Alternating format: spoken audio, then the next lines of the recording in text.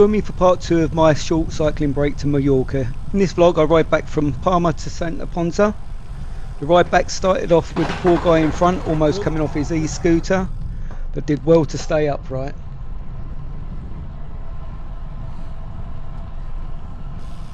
Palma's a great place to ride a bike. Bike lanes go all the way through into the town, and there's a lovely coastal ride as well. It takes you all the way along the beachfront, past the marina. All the big yachts are docked there. But also if you go the other way, I went back obviously to centre Ponsa as you already know. But if you go the other way, you go out to Arenal and you can follow the coastal road all the way there.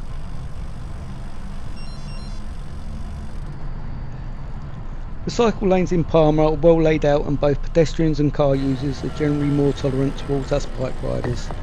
I know we have cycle lanes in many of our own UK towns and cities, but the ones I've seen in London are poorly maintained and more of a hazard than of use. Add in the Mallorcan weather, coastal views, and it's easy to see why people love to ride their bikes here.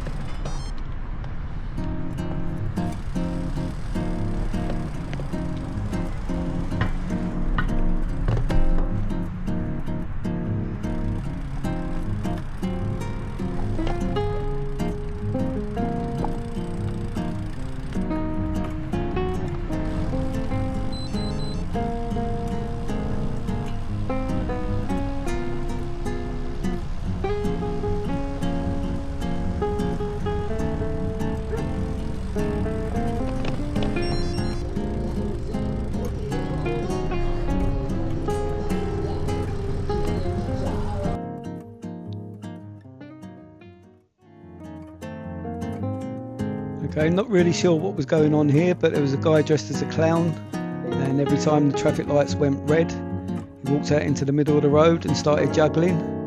To my right there was another one as well that was doing the same, so I don't know what sort of street entertainment this was, whether it was just somebody trying to get some extra money for themselves, but it put a bit of a smile on my face and brightened people's day, but very strange.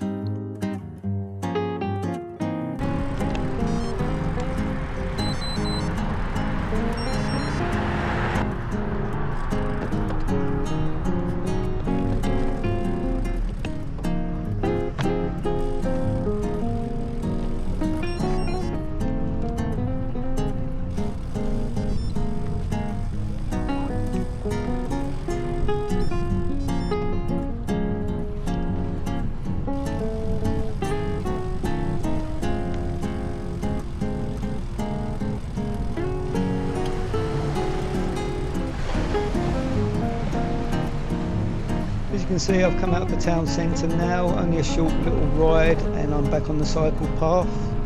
Absolutely beautiful surface, no potholes, no broken glass, unlike the UK where we get a bit of everything that we have to dodge. The only thing you do get is the occasional tourist stepping out in front of you, but that's few and far between, and cyclists taking in the sights. Over to my right you've got the cathedral, absolutely beautiful sight. If you're ever in Palma, it's one of those places you need to go and visit. We've also got lovely cafes all around it, so you can sit out, have a drink, enjoy the weather and the views. And then if you've ridden into town, obviously you can come back, cycle along this beautiful cycle path, past the marina, the harbour, where the ferries dock as well, and take in the sights. As I was saying, you do get the occasional tourist.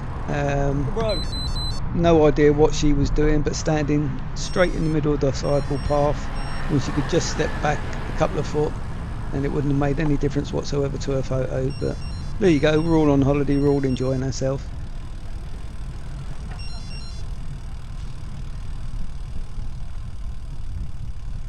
Another hazard, if you want to call it that, is holiday makers cycling.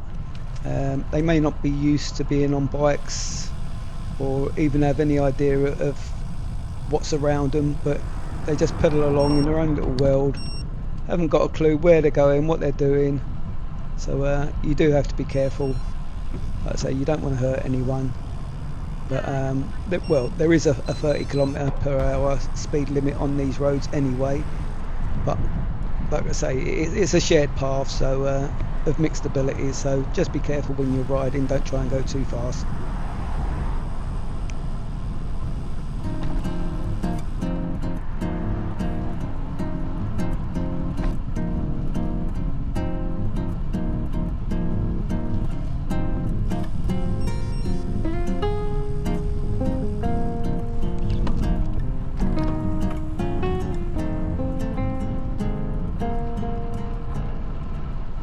Catamaran again.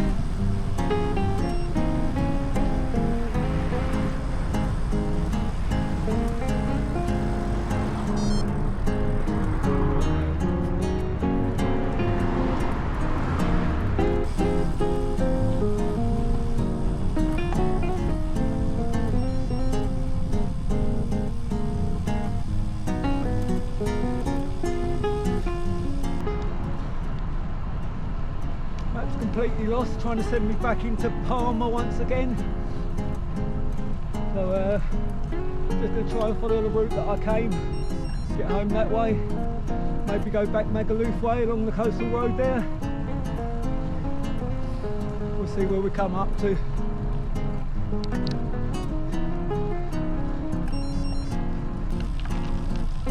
Right, this is just down to the ferry port. Near where I want to be.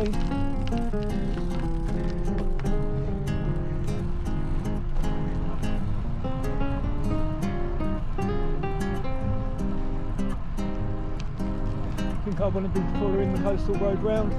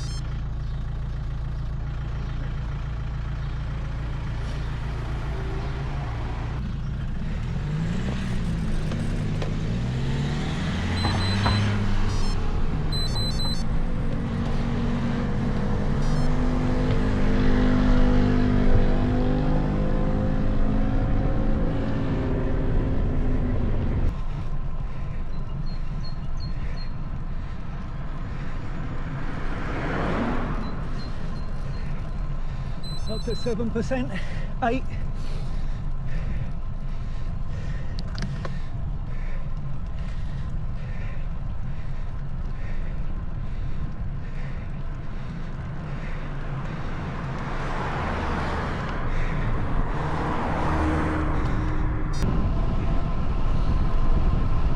Another little climb ahead.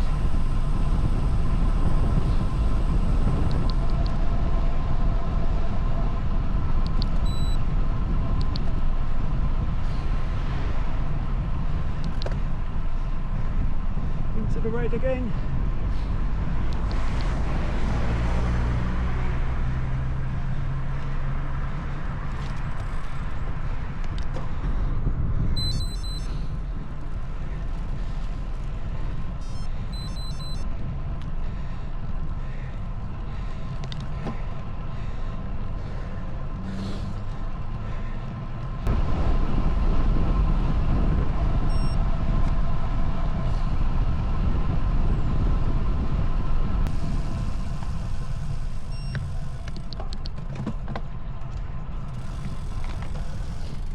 You're right.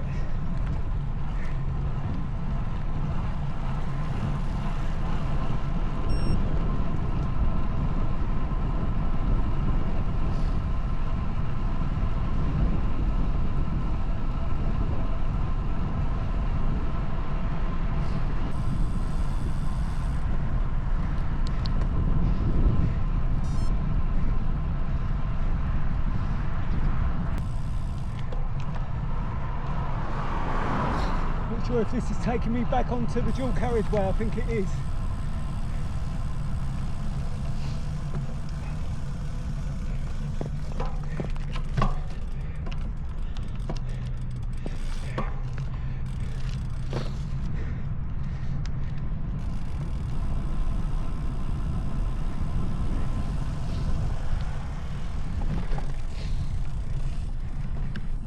Maybe you can go this way. Maybe not. I think his map's showing him the same way that mine has gone.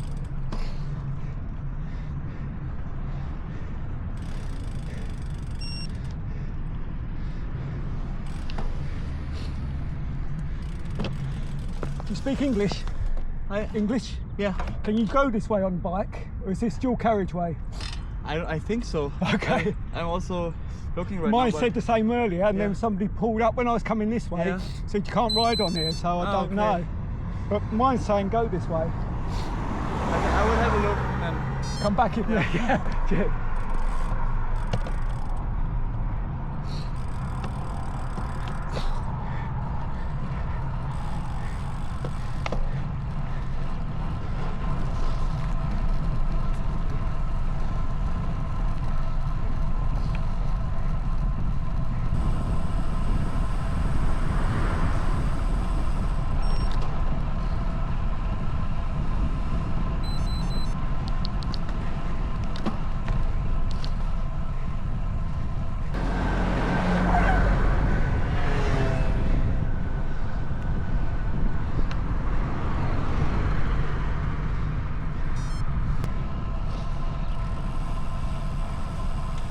Okay, we turn left here according to the map.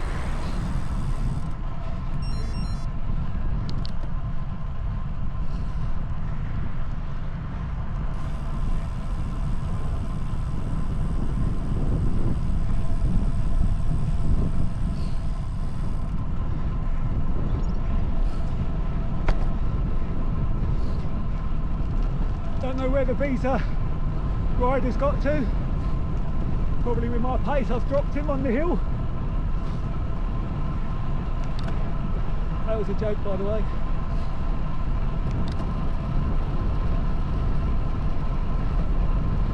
On the side dead ahead, the tower at the top of the hill is at the back of Santa Ponsa, so at least I know I'm heading in the right direction.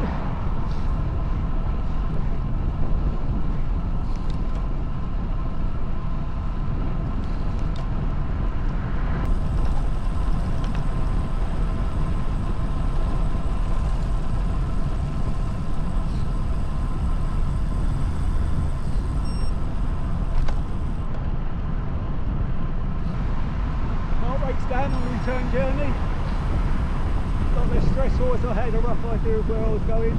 Always helps.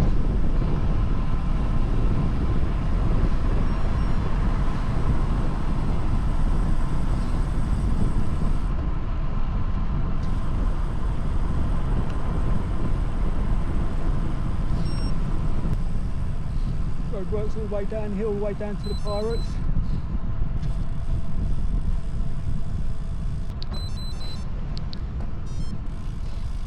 This road brings us up to the roundabout by the seafront.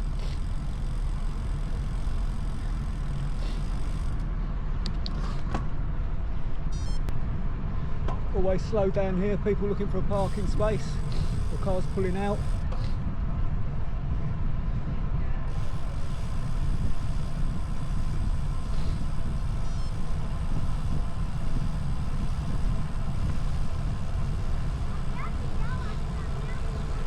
Pirates Village.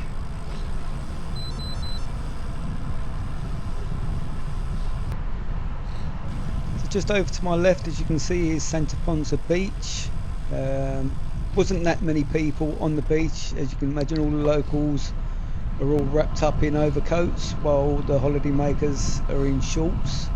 So yeah, it's easy to tell who's a local and who's visiting. Not very far now away from my hotel, just pulling up. It's around about 12 o'clock-ish, I think, at this stage.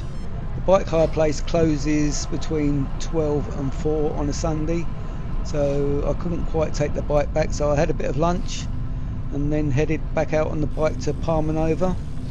Went to the beachfront, found somewhere to have a nice coffee, and then came back and took the bike back to the bike hire. I'm going to give you a breakdown of what my 3-night 4-day break to Santa Ponsa cost. Flew with Jet2 Holidays. It cost me £219, which included a £100 promotional discount they was running at the time and an extra £30 solo traveller discount. For the £219, I got flights to and from Stansted Airport, transfers to and from the hotel, 3+ star accommodation, self-catering studio accommodation in Santa Ponsa, and was able to take 22 kilos of luggage plus up to 10 kilos of carry-on luggage if I wanted it. Additionally, I had to pay for car parking. Close to Stansted Airport would have cost me £75, but I had some Tesco vouchers, which if you use them with one of their partner groups, in this case it was APH car parks, double up in value. So the car parking would have cost me £75, I actually paid £38. And then while I'm away, if I only go for a short break, I usually hire a bike instead of taking my own. Works out cheaper and it's a lot less stressful. Bike hire cost me €58, which equates to about £50. If I'd taken my own bike, it would have cost me £70 to put it on the plane with Jet2, and then an additional £30 to put it on the coach to and from the hotel. So yeah, would have cost £100 if I'd taken my own bike, but £50 to hire one while I was out there. And like I say, a lot less stressful. No, my bike wasn't going to get damaged. It was going to arrive there. I had a bike waiting for me when I got there. So yeah, good value for money. So all in all, the hotel, flights, transfers, parking and bike hire cost me £307. I haven't included the price of fuel to and from Stansted Airport or food while I'm away. Reason behind that was if I'd stayed in the UK, I'd have still had to bought food. Or if I'd holidayed in the UK, I would have still had to put petrol in the car and paid for food while I was away. So £307 all in. Let me know if you think that's good value for money. Personally, I don't think you could get a nice weekend away in the UK for that sort of money. So yeah, really pleased with that.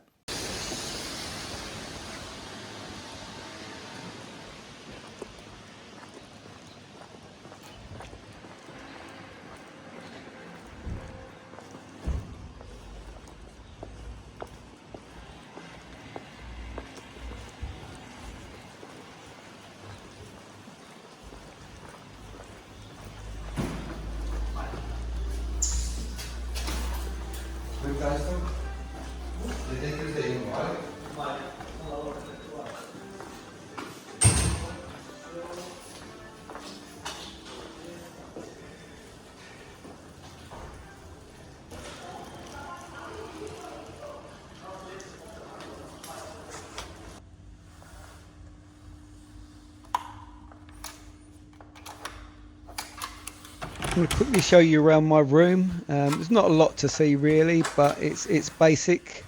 It was really clean. Quite impressed with how clean it was. Had everything you needed. It is self-contained, only small. You've got a small table, nice sized bed, and a small kitchen or kitchenette unit. Balcony out overlooking the road. Nothing to see really from there, but like I say, everything you needed. Going downstairs to the back of the hotel, the restaurant opens up onto a beautiful sea view. This was filmed on the Friday when it was absolutely tipping down with rain, or just finished tipping down with rain, so no one was out at this stage. It was completely different on a Sunday, absolutely beautiful on a Sunday. Sat out and had something to eat in the restaurant overlooking the sea, like I said, and then people were even using the pool, so it wasn't just the ducks, there was actually people in there. So yeah, all in all, great value for money. Highly recommend the hotel. It's the only hotel I've actually been able to get a good night's sleep in. There was no noise while I was here. It wasn't that busy, to be perfectly honest, and I was up on the 7th floor anyway, so just looking at the views, you can't go wrong. And just a little short walk, probably a couple of 100 meters from the back of the restaurant. You've got little coves where if you wanted to swim in the summer, you can go in and swim quite safely.